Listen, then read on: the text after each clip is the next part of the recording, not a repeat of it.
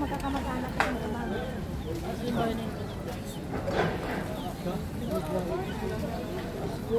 Ito mga guys, ang nakita nyo na sunog kanina na vlog ko. Pumunta ko ngayon dito sa pinangyarihan.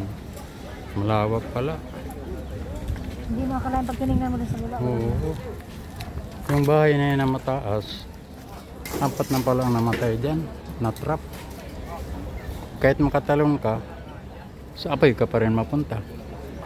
Kaya talagang walang lusot. Mabuti yung bahay ng pinsan ko hindi nadamay. Muntik-muntik ka na rin. Yan, hindi na rin tatawid.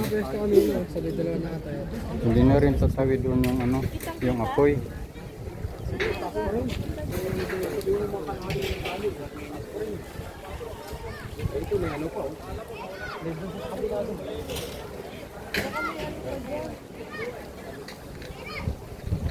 Siguro mga 1 kilometro ang ito, ang lawak na nasunog.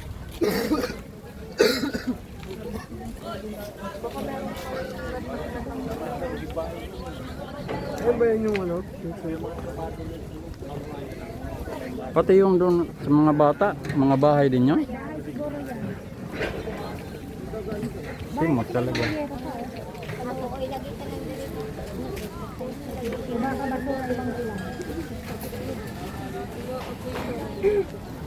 Yung nakita namin kanina, usok lang yun kasi malayo lang ako kasi mainit ang araw. Kaya ngayon pumunta ko dito sa lugar talagang saan nasunog.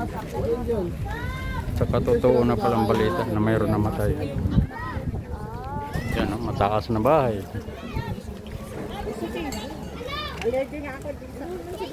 Namatay yan sa init at saka sa usok.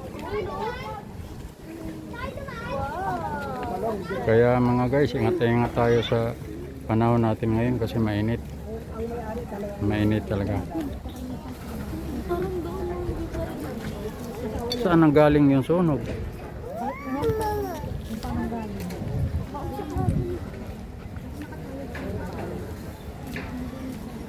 Hanggang dito lamang mga guys. Kita na natin yung nangyari.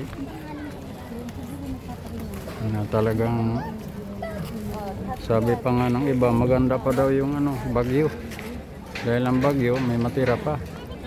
Saka yung manakawan ka, mayroon pa matira. Ito talaga simot. Yero ang natira. Yero ang natira dito mga guys. Yan, umuusok pa. Umuusok pa oh. Kaya hanggang dito na lamang mga guys. Patunay lang ito sa vlog ko kanina na usok. Ngayon pumunta na ako sa site talaga. Sunog na sunog talaga. Siguro mahigit 1 hektarya ang kabayan dito na sunog. Magandang hapon po. Bye.